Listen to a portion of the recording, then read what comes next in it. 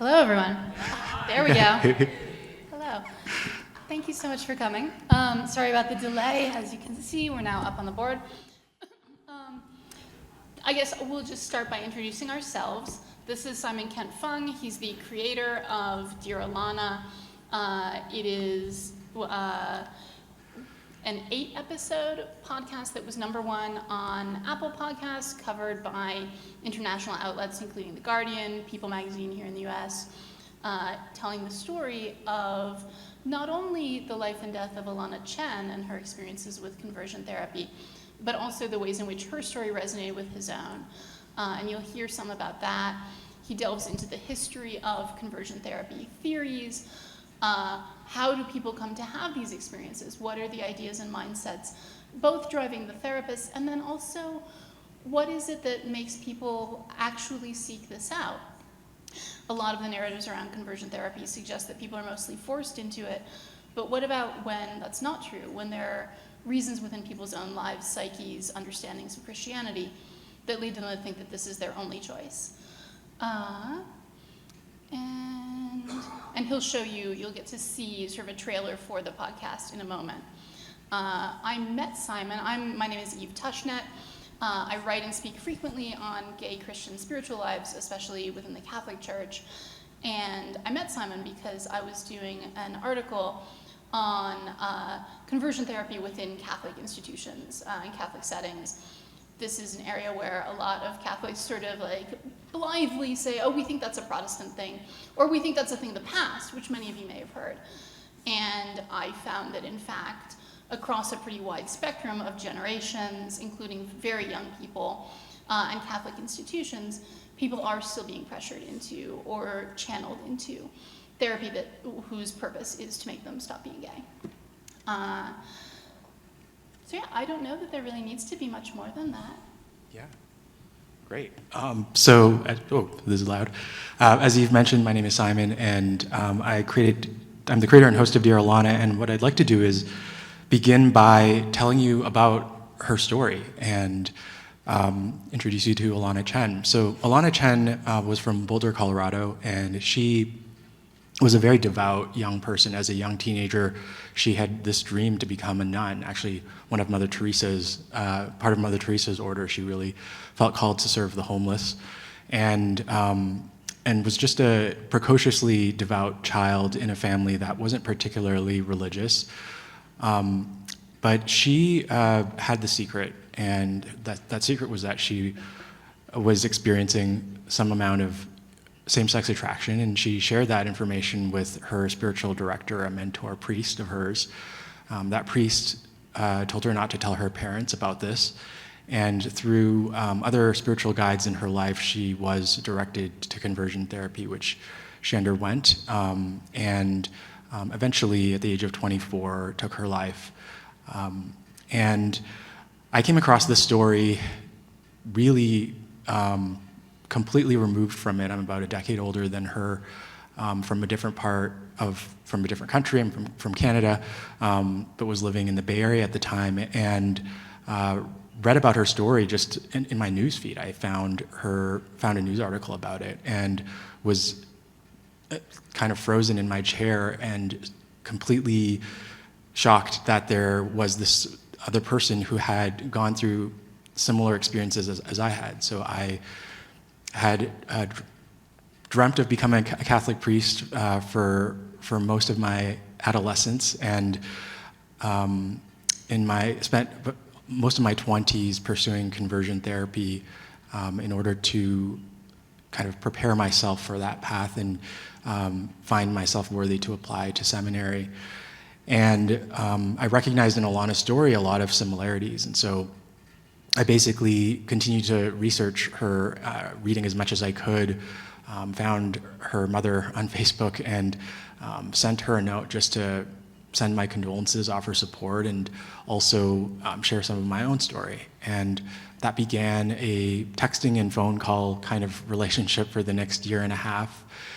And I got to know her daughter more through her mother. And her mother was filled with so many questions. I think her daughter's faith, as well as internal struggles were very much hidden from her family.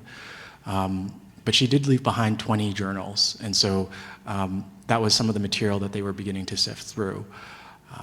Fast forward to 2019, I just burned out of my tech career and decided to take a little bit of a break, and I was lying awake in bed at 2 a.m., and Alana's story kept on haunting me, and I felt I wanted to get to the bottom of what happened to her. I had some hunches, certainly more information having talked to her mother, but there was still so much more to uncover, and the idea came to potentially document that in audio, and so that was really the beginning of this project that began as a personal passion project to really try to understand what Alana had been going through, and propose that to the family. They were very supportive, and that began the 2-year process of writing and producing this podcast. I want to play you the trailer. This will sort of introduce you to Alana in ways maybe that I may not be able to completely do so with words in that introduction, but you'll get a sense of Alana's, this contains footage from her family and friends, but Alana's personality. She was this A+ student, ultimate Frisbee champ, loved fashion, made her own clothing, but you'll get a sense of kind of the arc of the story. Hi, my name's Alana. Hello. It's hard to write just for me. How are you feeling, Alana? Great. I feel great. I just want to write down my life in a small journal tucked away somewhere in this world. I was 14 years old. I didn't tell my parents where I was going. I didn't want anyone to know why I loved God so much. I took the bus to see him. He forgave my unspeakable sin. He kept my secret. But mine's prettier. He knew I did not want to marry a man. Police are searching for a missing 24-year-old woman. I didn't know she was attracted to girls. She didn't tell me. The mother says her daughter first opened up to a priest at her church when she was just 14 years old. However, the church denies any conversion therapy was done. She didn't tell me. She told him. She confessed to him. Alana shared this very vulnerable part of herself at a really vulnerable age. I think she couldn't get rid of that belief that she felt like God hated her, or that God needed her to change for her to be loved.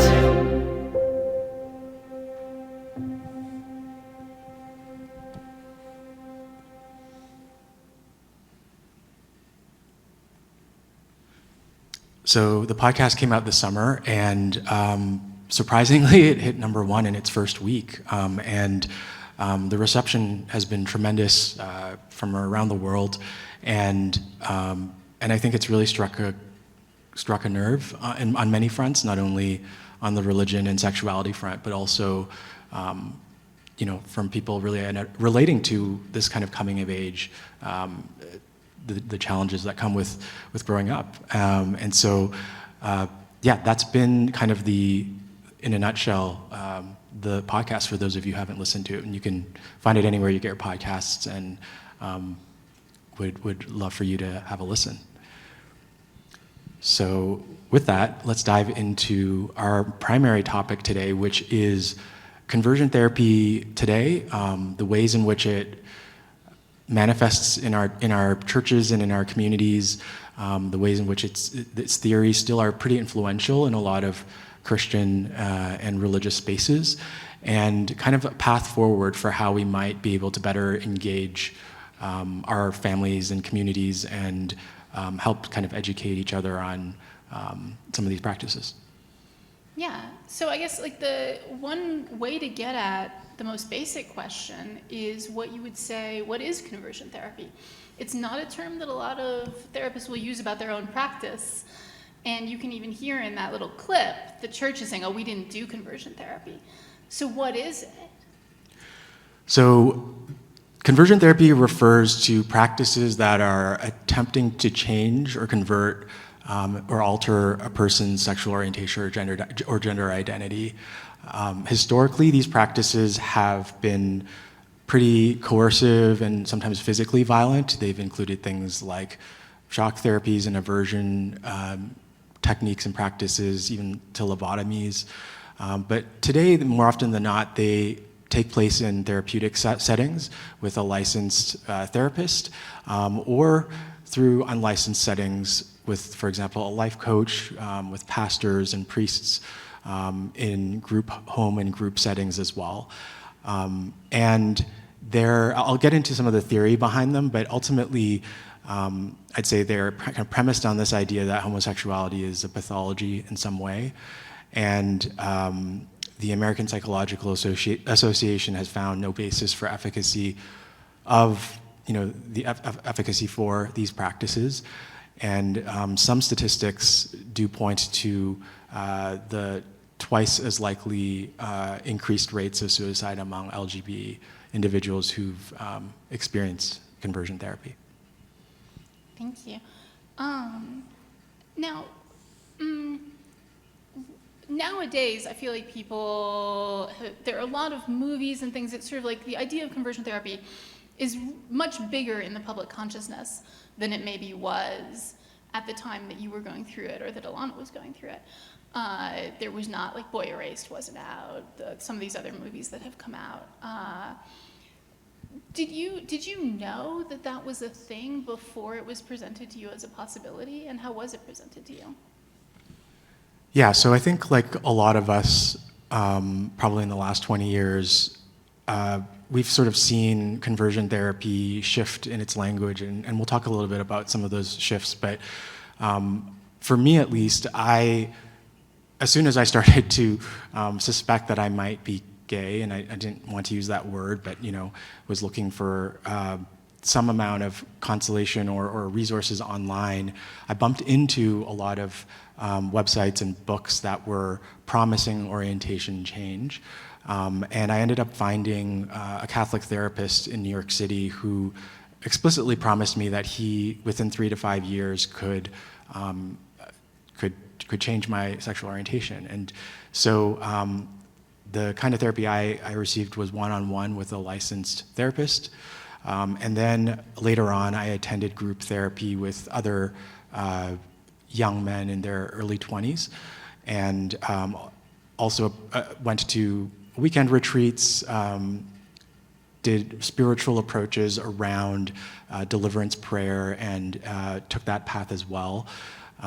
But yes, I think the combination of some of the online advertising around this, some of the material in the books that were out there at the time, and the explicit promises of my therapist really did promise me that this was possible, and that they had some sort of protocol that they were following that was going to help steer me in the direction of becoming straight. Well, and so this I feel like is super important. What were they promising? Or when people said it had worked for them, what did they typically mean? Or what's the range of things that people would mean by that?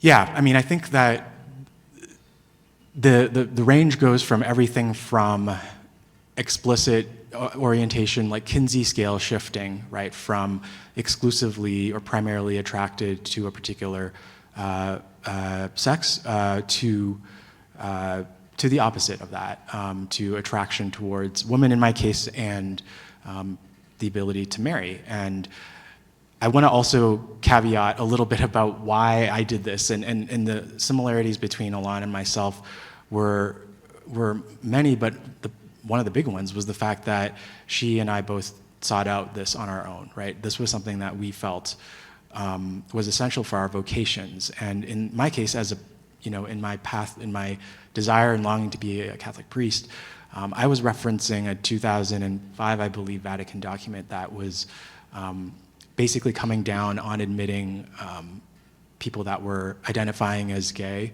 or homosexual into seminaries. And so I, being such a A+ student, really wanted to follow those directives, even if those who were admitting me may not have been that stringent. And so the theory, which I'll talk a little bit more about, conversion therapy, I think influenced some of those documents that really saw homosexuality as this sort of developmental delay, and that was what why people that were with this inclination not going to be mature enough to be eventually these spiritual leaders, right? So Spiritual fathers. Exactly, like the concept of fatherhood is really key, and sort of this masculine ideal of what that means plays into some of these theories. And so back to your question about what was promised, I think, yeah, like the range, in my case, it was like explicit, like we're gonna make you straight and make you, heal some of these developmental wounds that would now qualify you to potentially apply to seminary, right? But in other cases, the language is a little bit more ambiguous, and I think I keep on referencing the future, I'm sorry, because I feel like there's a lot in the slide deck that's like in the future that I don't have too much control over other than going through it chronologically, but there are some more veiled references to what these kinds of treatments can actually do, and that kind of points to some of the fast and looseness with which these practitioners are able to make promises and later renege on some of those promises, and we'll talk about that as well. I feel like, you cited the APA, and I feel like selling the idea that doesn't work in this particular audience is not going to be that difficult. Yeah. But what is there to be said about the question of does it work? I feel like there are interesting things in that question. Like, yeah. What does it end up actually doing, and what are the kind of range of outcomes? Yeah, so conversion therapy, numerous studies have shown, actual demonstrable harm. And without getting too into the weeds of the kind of back and forth that the literature demonstrates about some of the harms here, I think I can speak to more of my own personal experience, and I think as we talk a little bit more about Alana, share some of the impacts that these ideas had on her life. But the key one is, I think, the role of shame. And to explain that, I think I need to talk a little bit about kind of I hope this is the right slide. Let's see. Yeah, kind of the like overview, and this is my own, I don't claim for this to be the comprehensive, Bible on this, but at least from my own personal experience with these ideas and the research for the podcast, what I've come across as the primary areas of basically what the conversion therapy practices are premised on, at least in their in the way that they look like today. And so, in all of these cases, there is this basically strong causal claim about we know why you're gay, and they range from psychological causal explanations. For example, this idea that there's a developmental delay in your psyche and in your psychosocial and sexual development, all the way through to reparative models that attempt to pin this delay on a particular psychological trauma. So in my case, there was this real digging with my therapist around my relationship with my father, and how that rift that might have been caused by me fighting with him as I was growing up, could have caused this what's the word, lack of bonding with him, and therefore the masculinity and the sense of masculine development that I might have otherwise received from him was stunted. And so the theory is that at puberty, that desire or that sense of masculine growth and identification became sexualized, and that's what led to my attractions. In other cases, this is pinned on peers, for example, being bullied or other kind of traumatic experiences with peers of the same sex. And then in other cases, it's even pinned on abuse, like actual physical sexual abuse, right? That created this kind of aversion to identifying with one's own sense of masculinity or femininity. And so because of that it resulted in this detachment that needed to be repaired at a subconscious level. And again, I'm trying to be as what's the word? Dispassionate about this. I'm just giving you a sense of the theories that I was reading up on and studying and taught. And then the other model is some of the association with homosexuality with addiction, particularly sex addiction. So there are programs that are out there that try to bring people through the 12 steps in order to help them like relinquish their quote unquote addiction to their attractions. And then on the religious column, you can see how there are parallel explanations, but using theological concepts. So for example, this idea that there's been some sort of spiritual or relational brokenness that occurred in you that needed to be healed.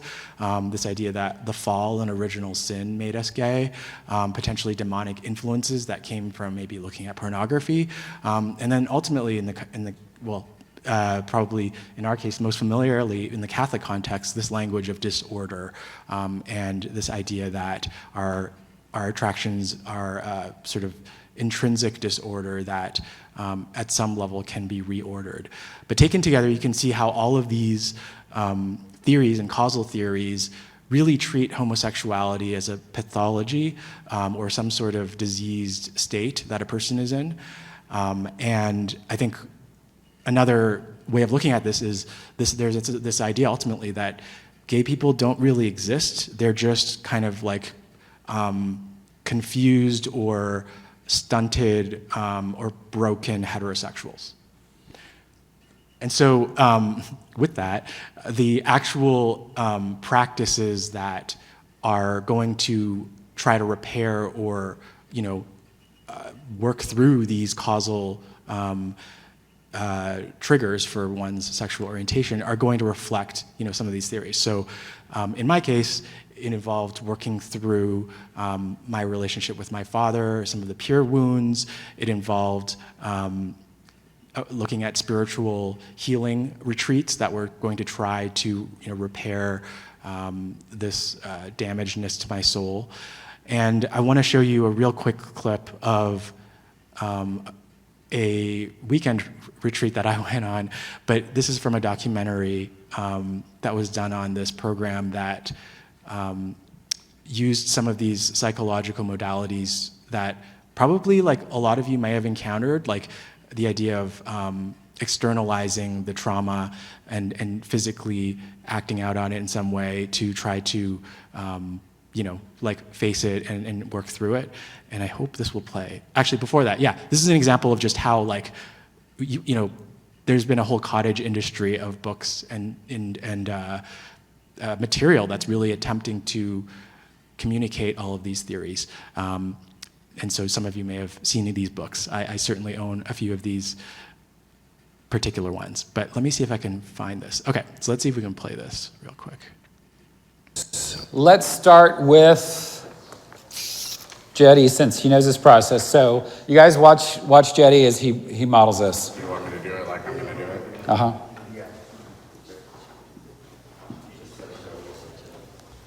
I feel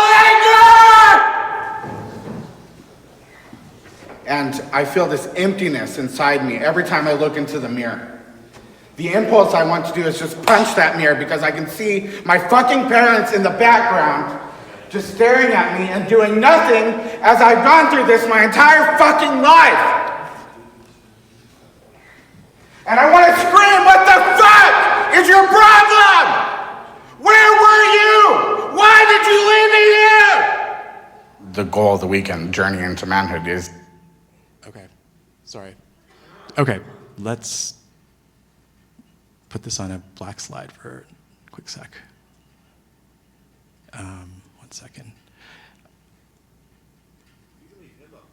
All right, I'm gonna leave him up here. So where were we? Yes, so as you can see from that example, I think for me at least, one of the reasons why I spent so long in these programs and with my therapist was because there was something true about the particular events in my life that this therapist was trying to create a narrative around about how those things that I had been through with my father or with my peers, how those things, kind of came together to result in my orientation. And I think that one of the things that often we don't see in the popular portrayals of conversion therapy, which was the next slide, movies and films that were, pretty, I think, informative in the last 20 years to help people get familiar with the existence of conversion therapy. I think what's often missing in some of these portrayals is this recognition of the fact that they can seem really compelling to people that A, are very motivated to change, and B, when they are referencing real life experiences, right? And certainly, again, going back to the idea that they have this causal point, pretty articulated. It took me a long time before I was able to really unpack that and be like, oh, hold on, other people have had poor relationships with their fathers, or other people have had, experiences of bullying, and that doesn't necessarily mean that they're going to be gay. And so that started to begin the process of kind of, for me, deconstructing some of this stuff. But for many years, it was very, very compelling. And I really want to, and the podcast, I think, really tries to show how these practices and these theories have such a hold on people because at a certain level, they do reference real life experiences. Yeah, that was something that came up pretty commonly when I was doing the interviews for the piece that I did, that there were things that the therapist would say that would resonate. You always felt different from the other boys or the other girls. Yeah, totally. You had struggles in your relationship with your parents. I mean, in some sense, who doesn't, right? There's a large number of people who've had those experiences. Just by the law of numbers, some of those people are going to be gay. And so those people are being handed a narrative that explains and puts into pieces, it sort of puts all the pieces into an order that can seem like it makes sense and promises something that they want. It's been sort of interesting. You can see both effects when you talk to people who've been through conversion therapy. Some people will straight up say, it really damaged my relationship with my parents because it taught me that they were responsible for something that I felt terrible about, and I blamed them for it. But other people will say it was good for my relationship with my parents. Even people who have rejected it. Even people who are like, overall it did not work. But I have to say it helped me work through some stuff with my dad or with my mom. And some of that is because they're sort of putting pieces in place, some of which will relate to a person's real life. Now they impose that on people for whom it's not true. And they also put the pieces in an order that I think is wrong and harmful. But a big piece that isn't, you can even see it in the title of But I'm a Cheerleader. She's saying but this narrative makes no sense to me. I shouldn't be here. But there are going to be people in those, in the making you straight camps, for whom a lot of the narrative does seem to make sense. And for those people, there's an even harder, I think, journey and task of sorting through, well, how do then I explain and understand the effects of those experiences on my life? And I think that's a journey you've gone on and talked about really well. Yeah, I think where I wanted to come back to on this point was the role of shame, and we see this played out in Alana's journals, and I want to really talk about the way it played out for both of us. The way I describe it is that conversion therapy brings about kind of three levels of shame, right? So for a lot of people who come from religious or maybe even not, right, just spaces and cultural backgrounds for whom, homosexuality is this really scary thing. There's that first level of shame of, I'm feeling different, I might be gay, this seems really unacceptable and unwanted. And so they come into that therapeutic experience with that. So that's one. Two, there's the level of shame that comes from, wow, you're telling me, or I'm reading about this explanation that basically pins my gayness on some sort of trauma or horrible thing that happened to me, and that the shame that comes from that, oh my God, I was, treated poorly in this way, or I was, there was some sort of abuse in this way in my life, and there's that, that brings about for many people a second level of shame. And then finally, the third level of shame, and I think this is kind of the kicker, is what happens when these efforts don't work, right? What does that say about me? What does that say about my level of like decrepitness and both like psychological and spiritual damagedness, and my relationship to the divine? Like, how does that, like, for me at least, that was probably the hardest level, because it was like, I am so broken, I'm so fundamentally damaged that not even after 3 to 5 years was I able to change my orientation. And so I think that the compounding effects of shame that these approaches tend to bring up in people is what usually, in my opinion, leads to these adverse, psychological outcomes.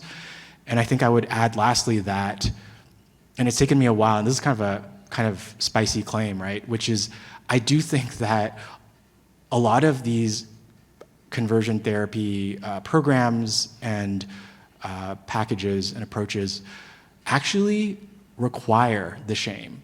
They actually require the shame to enable and make a person return to the therapist's office every week, because it's in a way, it's a kind of prerequisite for a person to be able to even want to show up at that office. And so there's no like incentive, if you are going to want to impose this narrative on your clients, to work through that, because it's actually what is bringing them to the room every week. And so I think that kind of complicated relationship to shame is what is at the root of a lot of these negative effects. And I'll say a thing that is really striking to me is the amount of self-scrutiny that a lot of the methods require, and scrutiny of your relationships with other people in a way that puts so much pressure on like friendships, on casual encounters. You have to kind of tweezer them in a way that really makes people, I think, very often feel very separate and very isolated from the people around them. There are a few different effects of this. One is that then you bond more. If you're in group therapy, you bond way more with the people in your group who are also themselves feeling super isolated from the people around them whose relationships they're scrutinizing all the time.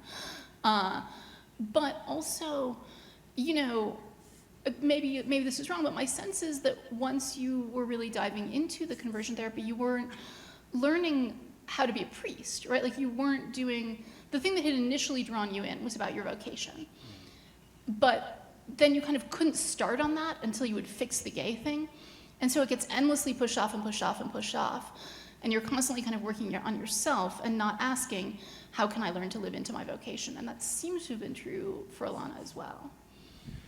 Yeah, I think Alana, in her case, like, her therapist really focused, analogously on her relationship with her mother, and talked about the fact that her homosexuality was this narcissistic projection of her mother wounds. And so, there was a certain amount of a sort of wedge that was created between her and her mother, both because of, I think, the ideas that are at the basis of this therapy, but also from some of the just general spiritual influences and mentors in her life who really felt like they wanted to sort of protect her from her family's like lack of the same level of conservative religiosity. So, but yeah, I think like you said, the kind of goose chase for me that I went on, right? Like I was every time I would notice someone attractive, like I'd go through the protocol. I had to go and deconstruct what aspect of them that I found attractive and link that attribute. For example, I don't know, I really like someone's like hands or arms, right? I would then be encouraged to link that to, that time that bully like pushed me, and that was like the reason why I was drawn to that, because I was actually seeking a connection with this person and I never got it, and so I was like looking for that now as an adult. And so that was the kind of like mental work that was required when I saw someone attractive on the subway, right? And like you said, that kind of like takes up a lot of energy and like spiritual mental space that could otherwise be, I don't know, spent doing other things. You could explore the Catholic history of spiritual fatherhood, Right. How you grow in spiritual fatherhood. But So you bring up something that I actually think is really important, and maybe especially important in this setting, which is that both you and Alana had Catholics in your lives who said, you don't have to do this. And those messages did not make it through. Or there was something about the way they were presented. I think people often think, well, if you just tell people they don't have to stop being gay, then they'll be fine. What was actually going on there? What's your sense of what made those messages really hard to hear, and what might have been something you could have heard? Yeah, I think this is where the kind of intersection between the therapeutic narratives and the like kind of religious culture and community, like subculture that both Alana and I were in within Catholicism, played kind of this kind of colluding role, right? In the sense that probably for a lot of your churches, right, there's this kind of culture war narrative that's often imposed within your communities around like which side are you on, and who are the true Christians, and what are the right, conclusions politically to draw about these hot button issues, right? And so I think both Alana and I were wrapped up in communities that were really expressing and living out their Christianity or Catholicism in these ways. And so I remember, when the first people I came out to, like Alana, were priests. And I remember one of the priests who I came out to actually was like, that's cool, you're gay. Different people live out like the vocation to love in different ways, and you could do that with another man. And I remember, again, like, because of, I think, my own discomfort with my own sexuality, alongside these narratives about how, orthodoxy needed to be preserved on these issues, and that there were sort of true versions of Christians and sort of heretical versions, that I think made me outright reject this person, and never, I kind of ran the opposite direction, never talked to him ever again, right? So, and I think that was going on with Alana as well. Like, she was so enmeshed in her community, and even though she was exposed to affirming communities and had known gay people growing up, the ways in which she was kind of shaped to mistrust and be kind of vigilant against the creeping of these influences in her life made her really blocked in her capacity to really be open to the messages that, the alternative messages there. What's your sense of what you could have heard, or if you could go back and say something to yourself at that time, or talk to the priest who said that and be like, no, what if you said this instead? Is there anything? Yeah, I think this is where this concept of like, hopefully the more we're aware of the internal dynamics that a person who's coming from a position like Alana and myself, and probably a lot of you came from, to know that there's potentially like a middle ground way between like being fully like, oh, go marry a man, to, working through some of the like core assumptions here, and I think it's much more time consuming and it requires much more of a commitment. But I think there's some amount of like sensitivity that hopefully with deeper awareness, people can begin to approach this more gradual kind of talking down from the ledge around seeing this as the only acceptable way to deal with one's sexuality. I think also the idea of pointing out the like options for a person who's queer and the futures that could look like for a person who's queer could have helped immensely. I certainly was not exposing myself to those messages. I was very much on guard, but to have, if there was a trusted individual on the inside of my church space who could actually point to some of the like alternative ways, even within a traditional, a Christian sexual ethic, that could show me that there was a future that didn't require this of me, I think that could have helped. I think I was just so convinced that I was this damaged heterosexual that needed to work through this, and being a sort of generally anxious and perfectionistic person, it was like, all right, if that is the state that I need to be in, I'm going to do everything to get there. I think being exposed to sort of like, other alternatives and other futures could have helped. Yeah, I mean, this is speaking more for myself than as sort of an expert. My strong sense is that at least in the Catholic world, what is desperately needed, and we're not really going to get rid of conversion therapy approaches without this, are priests and vowed religious who are openly gay, one, so that people who have vocations don't think that they need to fix themselves. And two, in general, people who are Orthodox Catholics who can say everything that is in the catechism is something I believe, and I think you should not be doing this to yourself. I don't really know, like, I think it's tempting to say, maybe, that you can just tell people exactly what you believe and that'll be right for everyone, that'll be enough for everyone.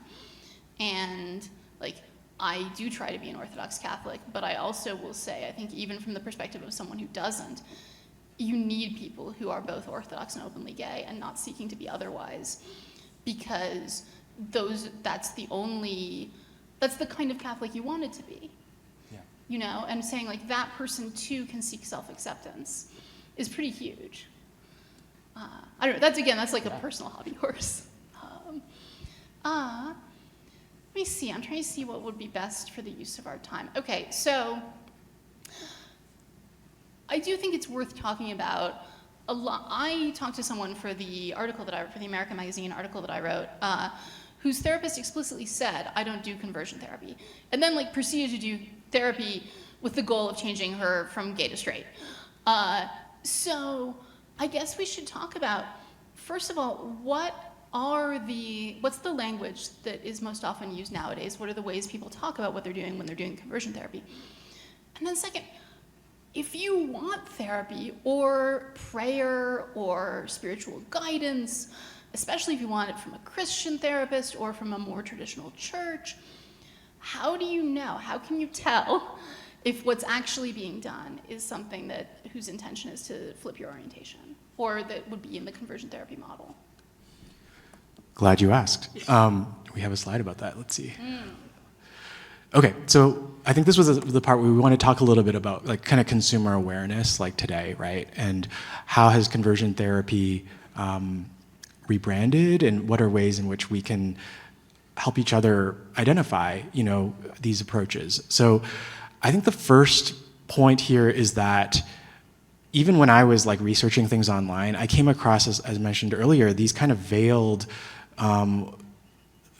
claims of like how this therapy was working for people, and claims of healing and change, and it wasn't like I became straight, it was like I was healed or I'm now changed. And so I remember thinking like, oh, that sounds great, like I like poetic language, like that's lovely. But when you scratch a little bit deeper, what you'll notice is that for a lot of people who make these claims, and therapists and practitioners, what they're describing are people moving away from labels, and basically no longer identifying with the label gay or lesbian, right? Their orientation or their primary attractions still have not changed, but they may not identify with certain aspects of gay culture. They don't like to use that word, which is all the more power to them. But I think to then claim that they, because of this therapy, are changed is misleading. And so I think noticing and maybe asking the question of like, hey, what do you mean by that? Like, are you still primarily attracted to men or to women or to both? And what does that mean in your life? I think asking those questions is really important there. Another way in which people use veiled language in ways that don't mean what we think they mean is to describe a shift in behavior. So my orientation may still be the same, but I've decided to choose a life of celibacy. I've decided to enter into a mixed orientation marriage. And so in that regard, I've changed or I'm healed. But again, this is like probably not what I was thinking when I was researching this online. That's not what I thought that people were meaning.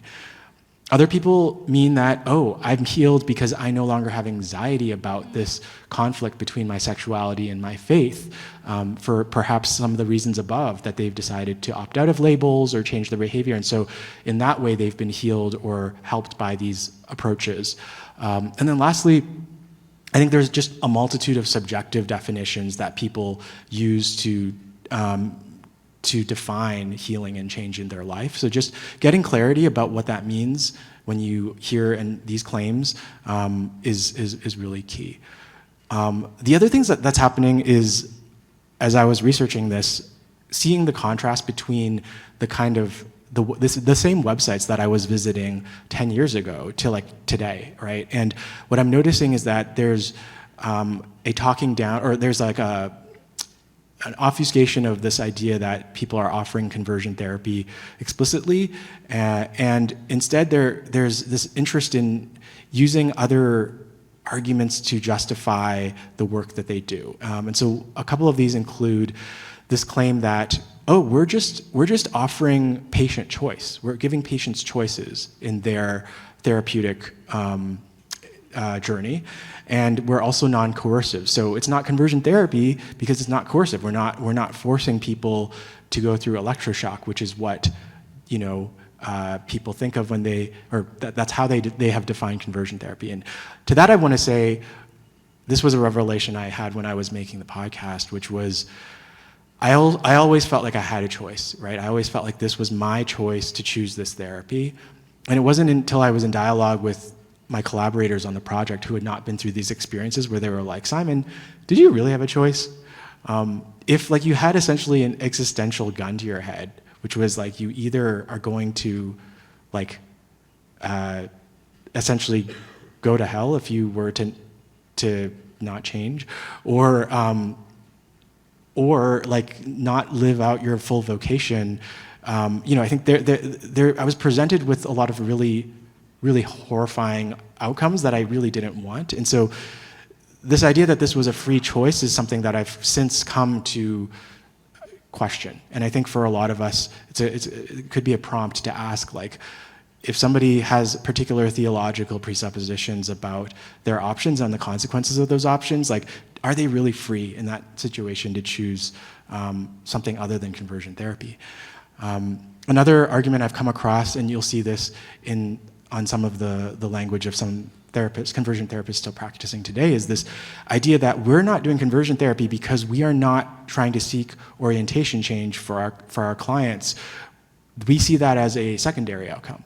So if our primary outcome isn't orientation change, but instead our primary outcome, our primary goal is healing father wounds or mother wounds, and it just so happens that as a consequence of that, you become straight, which we are going to heavily allude to that being a likely outcome, then it's not conversion therapy. So again, that's another kind of thing to look out for.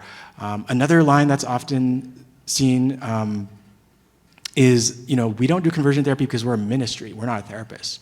Can't be conversion therapy if it doesn't take place in a therapist's office. That's just not true, right? As you've seen, these approaches can happen in all sorts of settings. And then finally, there's the sort of religious liberty argument around how these practices must respect the consciences of the practitioners, and so we should be free to do this. And I think, given what we've talked a little bit about harm, I think there is certainly a lot of questions there about to what degree that violates sort of this principle of doing no harm. Yeah, so I think that just to speak to the non-coercive point, you'll sometimes hear a language like, well, look, we're helping people with unwanted same-sex attraction. They don't want it. And there's, okay, but like, why? What are the specific things that are unwanted here? And I think in terms of what the definitions of healing and change are, you see people who are kind of on a spectrum, and some of the definitions of healing and change are the good things, right? I've gained self-control. I am experiencing a deeper harmony between my sexuality and my faith. Maybe not as integrated as it could be, but like it is more so than it was 10 years ago for me. And that, again, can be very confusing when other people in the exact same group therapy are using the same language to mean, I'm super gay, but I call myself a defective heterosexual, or I'm dating a woman now and it's going great. These are actually really different points on a spectrum of what that therapy is doing for them. But so I do want to get to the kind of consumer protection point of like, if you are getting a weird feeling about your therapist or your pastor or whatever, what, I have a thought on this, but what is your sense? Can you share your thoughts first? Sure. Yeah. Okay. So the thing that I asked when I was doing the interviews to find out if the person had been through something I would consider conversion therapy was, did your therapist have an idea of a good future for you if you continued to be gay? Did you guys talk about that? And I have to say, with one exception, everyone immediately said no. One person was like, I think so. I don't think we talked about that much. So to me, that's kind of like the biggest red flag is when you ask explicitly, what are the good futures that you can envision for me if my orientation does not change, that they hesitate or don't seem to know what to say or want to redirect you. That to me is like classic conversion therapy. Yeah, and I think to the earlier conversation about the theories, I think if you start to hear traces of these theories in whenever people are talking about homosexuality, and there's this allusion to or questioning around your relationships with your father or your mother, or traumas that you've experienced, I think it's pretty safe to say that person has had some amount of exposure to these ideas. They may not be consciously aware of the history behind these concepts, which go back all the way to Freud, really, with people trying to extend his psychoanalytic theories into sexual development. But I think if you encounter some of these narratives, there's a pretty good chance that they are being guided by them, right? That they do have the sense that, there are treatments available to you because it's likely that there's some sort of causal explanation for this that we can address. So I think just being aware of even that these theories are out there, hear the broad strokes of what they are, and being able to ask and talk to your communities and religious leaders about their perspectives on these can be really illuminating about where they stand. So we're getting close to, or we're in fact at where we wanted to start the Q&A, but I do think there's one other thing that would be really important, which is when I did the article, I found there were people who I talked to who had been in conversion therapy quite recently, and probably now today, right? There's some number of people in conversion therapy at this moment. So how do we create a future where that is not true, where people don't feel like I've got to become straight and I will do this in order to cure myself? Yeah, that's a big question. I feel like, one of the goals of the podcast was to illuminate and educate people about the existence of these practices that still happen today, but B, to do so in a way that doesn't alienate those very religious communities that are, where a lot of us find ourselves, and for within which there are other Alanas out there, right? And I think that in order for that to happen, I think I was trying to be really conscious of taking the approach to really treat those spaces with a lot of respect and accuracy in my writing and reporting, but then also to begin, this is kind of analogous to where I'm going around, I think, alternatives, to try to start thinking about off-ramps, right? Trying to think about maybe maybe it's not going from A to Z, but what's the A to B to D, or to C to D, approach here around other kinds of groups that are still going to feel safe and palatable and consistent theologically with a lot of these communities, but are no longer subscribing to conversion therapy solutions, and they exist, right? Groups like Revoice, groups like Eden Invitation, that in the Catholic world, who are very much considered orthodox or sort of fall under that umbrella, but are definitively not in support of these practices. I think that can be one way to think about both supporting these kind of off-ramp initiatives, but then also, thinking about ways in which we can practice off-ramping people in our one-on-one interactions. One thing that was really powerful for me in the interviews that I was doing was finding what a wide range of outcomes people had down the line. There were people who no longer really had faith. There were people whose relationship with God was very troubled. There were people who had said, look, I need to leave the Catholic Church behind, but I'm still a Christian. There were people who said, I needed to leave the Roman Catholic Church, but I'm a Byzantine Catholic. I'm still in communion. I need to find a different way of being Catholic. And there are people who are like, well, you know, I changed my idea of who I could be as a gay person, and that was pretty much what changed, you know?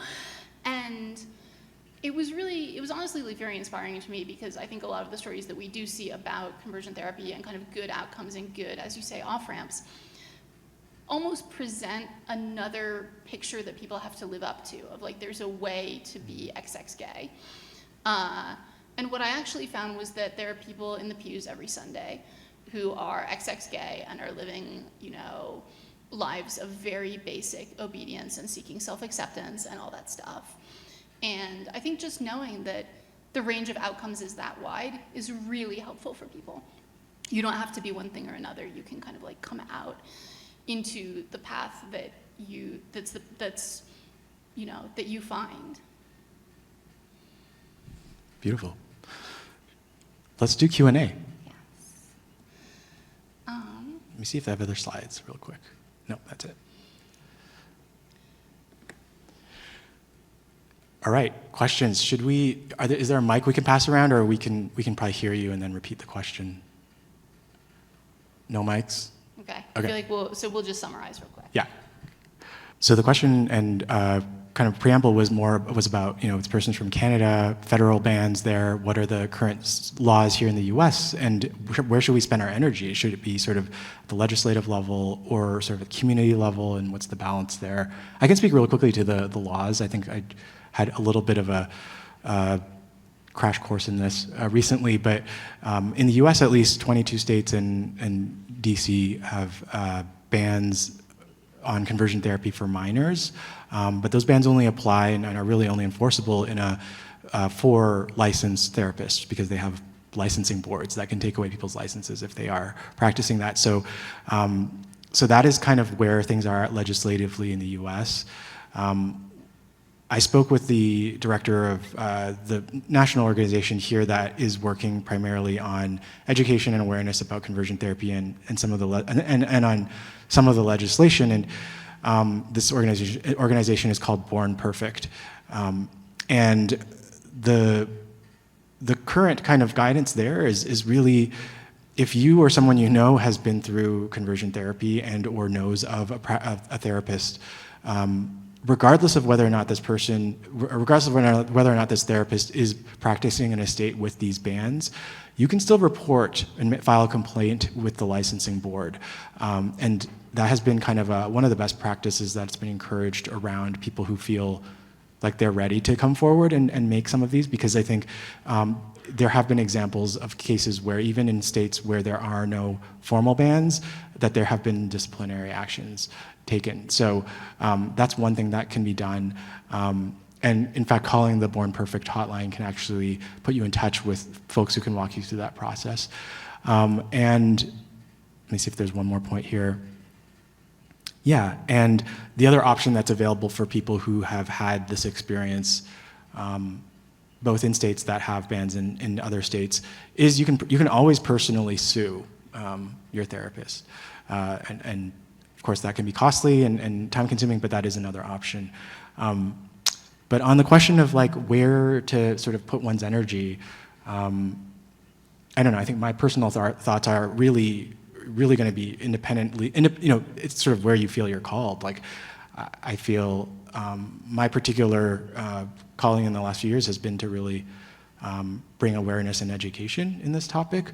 But I'm curious what you think, Eve. Yeah, I mean, I do not have a good sense of sort of the legal or even really the kind of official side of things. I will say almost anything you do that you believe in to support gay people in your own religious setting will probably make conversion therapy less pressing. But I think that's a sort of banal answer. I don't know if I have great things to say here. Yeah, let's take a question back here. Yep. I know that when I went through conversion therapy, my church didn't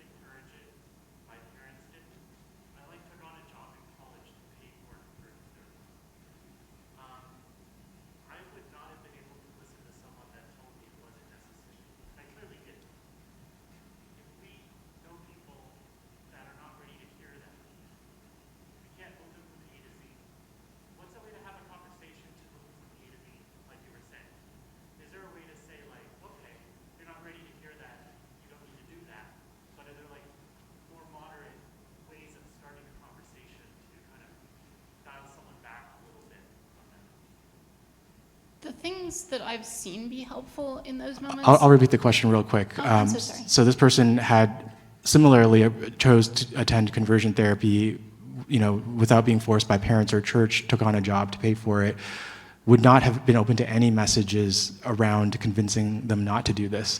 What are ways which we can practically help people to go from A to B versus A to Z? Yeah, I think one thing is just being really curious about what's actually happening in their life and in their relationship with God, in their sense of self, and just really gently noting when it seems like their shame is increasing or their relationship with God is becoming more distant or troubled. Things that are sort of like unambiguously not things that they want. Similarly, very often, people who are trying very hard to become straight will start heterosexual relationships. There are almost always things in that relationship that are separate from its being heterosexual that are not great. I don't mean like pressure people, I just mean people who are making choices for the wrong reasons often don't make great versions of that choice.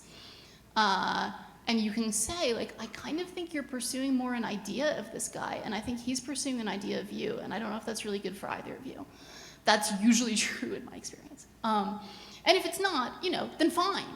Let people date, I think a certain mix of laid back and being really kind of helping people to attend to any harms that may be in process in their own life.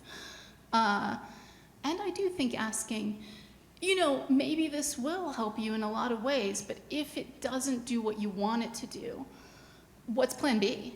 Like, do you have a good future that you're working toward and not just putting off until you're fixed, that will still be there for you if your sexual orientation doesn't change?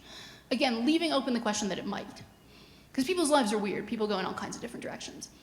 But are you setting yourself up to not have a fallback? Yeah, Andy. Can I borrow your microphone? Yeah. Just so you don't have to repeat the whole thing.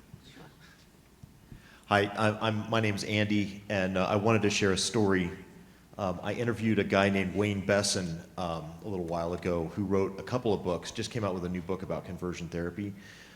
His first book was Anything But Straight, and it was in response to, I think, Richard Cohen's book, Coming Out Straight, which was one of the books that we saw up here.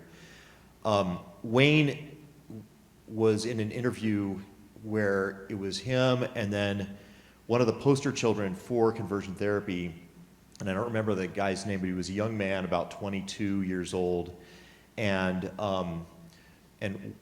Wayne had just told me that the strategy to debunk pseudoscience cannot be science, because what they'll do is they'll answer it with more pseudoscience. You have to just ridicule it.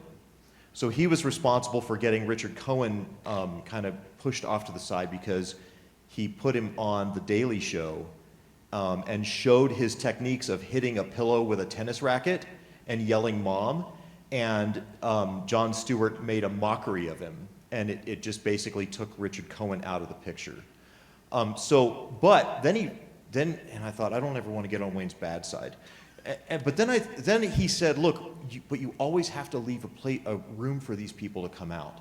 So this interview with this 20-something-year-old young man, in the interview, Wayne said, I'm going to give you my phone number because you're going to need to come out someday, and I will help you. And he said 6 months later, the kid called him.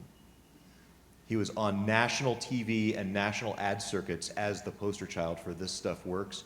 And so I think my opinion and taking from Wayne's experience, if we remain available as somebody who's a loving ally and supporter, we can, for the people who find it, and I was one of the people, I found it necessary to pay for my own conversion therapy, and it worked wonderfully. I'm really gay. And, but anyway, I just wanted to share that story, and thank you for giving me the microphone. I'm actually really curious if we could turn the mic to other folks who may have had similar experiences to ask what do you think would have helped you? Like, what would have gotten through to you at that time? Because I think it's going to be slightly different for every one of us. But yeah, and does anybody have thoughts about that? Maybe we can share a mic. Thanks. I think for me, to answer, James, where did you go? Your question, something that was huge was I had openly LGBTQ people in my life ask me like, hey, like, I see you're following your convictions, like I want to support you in that, but does it ever bother you like what the consequences of the choices you're making for yourself mean for me? You know, mean for a community outside of yourself, like turning it outward and making me sort of reflect on how what I am choosing, you know, out of my own choice, like my own agency, actually has a tremendous impact on everybody else around me. And obviously, most explicitly, like other LGBTQ people. That did not initially like cause me to pivot, but it was sort of this like moving from A to B of like, oh, this is actually, it's bigger than me. It's bigger than me like white knuckling it through the rest of my life. Because even if I have the tools and like the skills to navigate suffering like perpetually, there are too many people who don't and won't be able to. And so I don't think running to people in our life and saying, blood is on your hands, honestly, it's the Wayne method sometimes, like, is the most effective. I think asking people though, like, do you see the way the choices you're making for yourself do affect other people? Does that matter at all to you?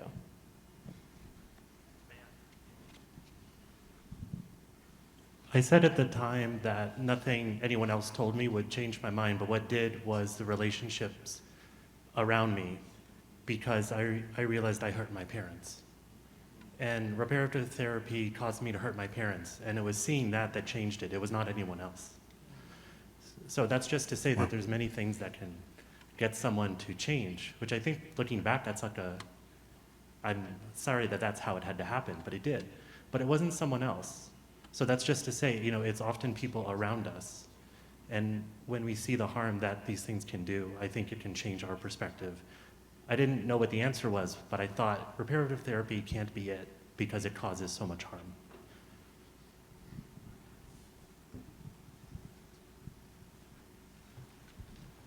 Thank you.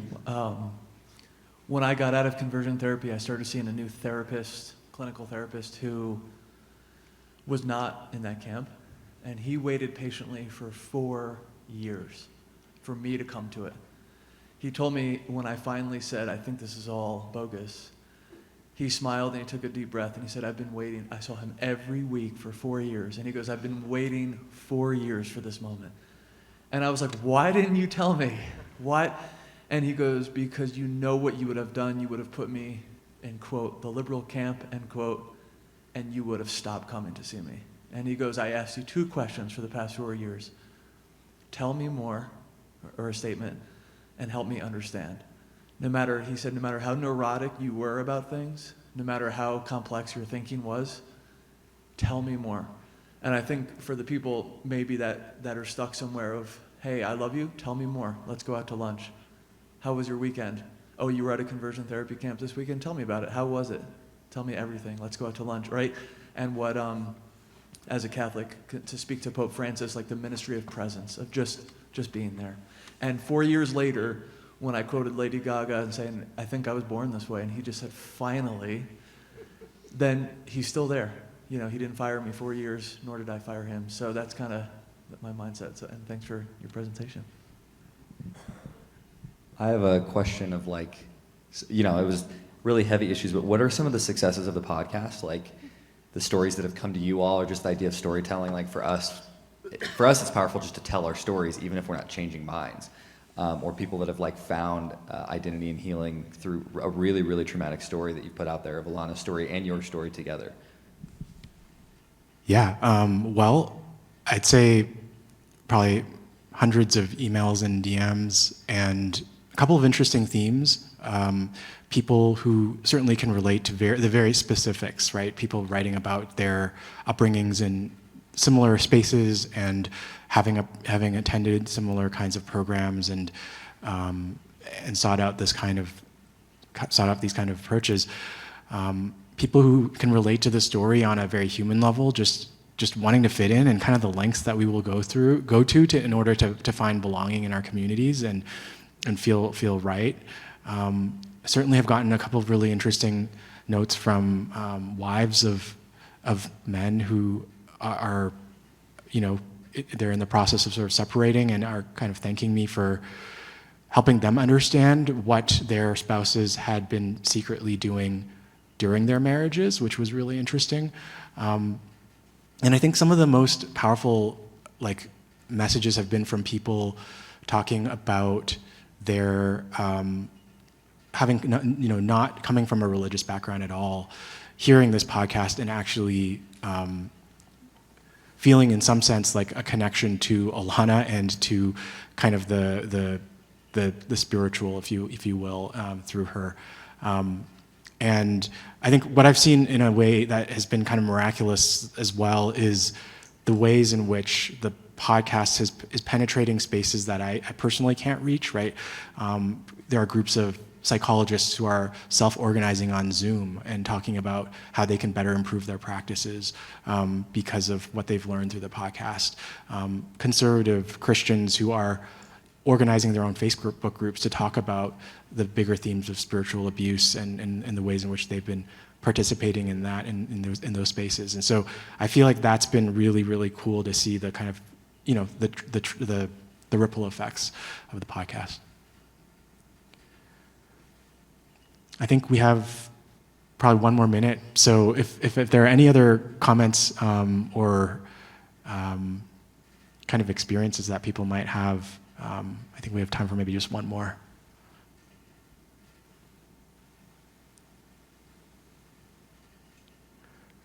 All right, well, with that, thank you for coming, and thank you.